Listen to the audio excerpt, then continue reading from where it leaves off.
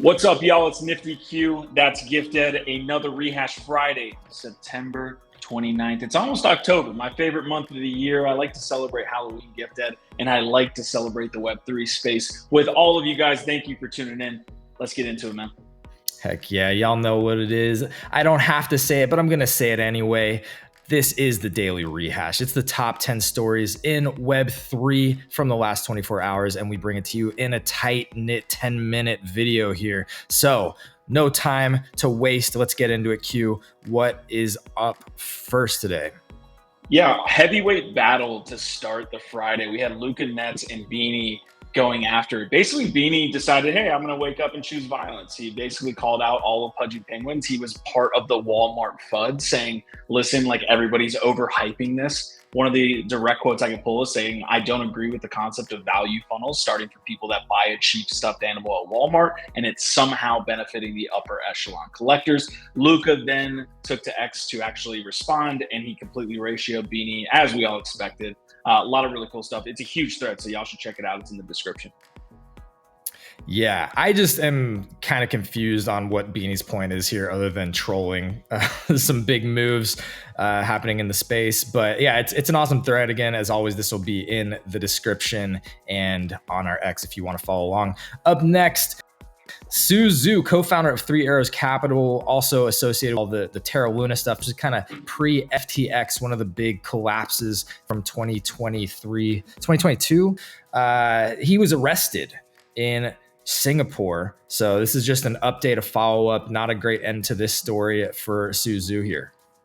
All right, another one bites the dust, man. We have to actually like rid ourselves like poison of these guys before we can move on into the next bull market. So let's do that. And that's a fall from grace. It really is, man. Talk about round tripping it. Yeah, absolutely. 550 million at one point under management there at 3 Arrows Capital. All right, I'm getting my Biafam NFT. Okay, maybe I'm not, but I'm getting closer to it because the SEC basically said BlackRock screw off until January 10th, 2024. They basically are delaying this spot Bitcoin ETF proposal. It's what I expected, but apparently some people were surprised. Yeah, I still think it's going to pass and that Biafam bet is going to be coming home to me. But at least for now, they're going to keep pushing it off, which, you know, after everything we've seen isn't actually that much surprise, to be honest. But definitely annoying at the least. Moving on to maybe a little bit more positive news. Dimitri Cherniof, the talented artist behind Ringers, just had a LACMA Iterations NFT drop that is associated with physical prints that he's doing. Sold 726 of them in a very short amount of time. They're already trading on secondary at below the mint price. We're assuming here that that's because people are essentially getting the physicals and then shorting or flipping the NFTs. Here's the floor on these. But yeah, over 10 ETH traded just on this Ringers sort of derivative digital project, the LACMA Iterations.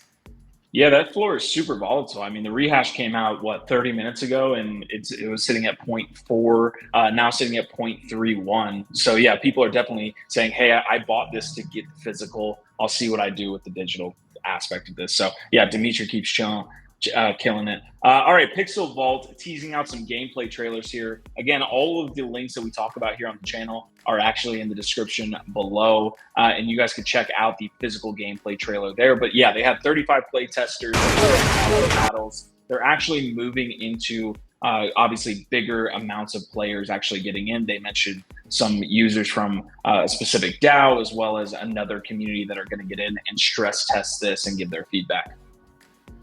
Hey, it's great to see PixelVault moving forward with Battle Plan. We've been hearing about this for a long time. You know, they've actually had the GG token launch recently, a lot of development happening coming out of PixelVault, and just excited to see where this goes. Hopefully these playtests go well, and we'll be getting our hands on that game soon. Moving forward, we have a new platform that would have been awesome if it existed a year ago. It's called Particle.Trade. It basically lets you short NFT projects, especially PFPs. You can see here, these are the specific collections that are available on there. on the platform so far. You got Elementals, Moonbirds, Doodles, Beans, some big ones, Sproto, Gremlins, Other Deeds, The Gods. And I assume they'll keep adding to this, kind of similar to what Blur's been doing with Blend and some of these other DeFi protocols and platforms. But yeah, if you're feeling down on NFTs and want to try and make a buck on the bear market, here you go. This might be a new opportunity. Yeah, completely agree with you on the too late take. This would have been nice about a year ago. I know some people get upset about the financialization of NFTs and things like this, but I like the proliferation of the tech and the ecosystem as a whole. Like, this is part of it, right? Like, it's not something that needs to be the focus, but having the ability and having the tooling to allow someone to short NFTs, I think is a pretty cool action here. What collection I would short of those is a better question. I think we should answer that next week on NFT Live. Yeah. We got to dig further into this, because how do the market dynamics affect this? Is there short squeezes? How are the derivatives tied back to the actual NFT collections? We're gonna have to do a deeper dive into that one. Yeah, I'd love to have the team on. They just actually announced a raise as well. So yeah, we'll try to get them on. All right, Grant Yoon made like crazy headlines, probably overtook a lot of the other things happening. He sold a $95,000 piece at Sotheby's called The Last Supper.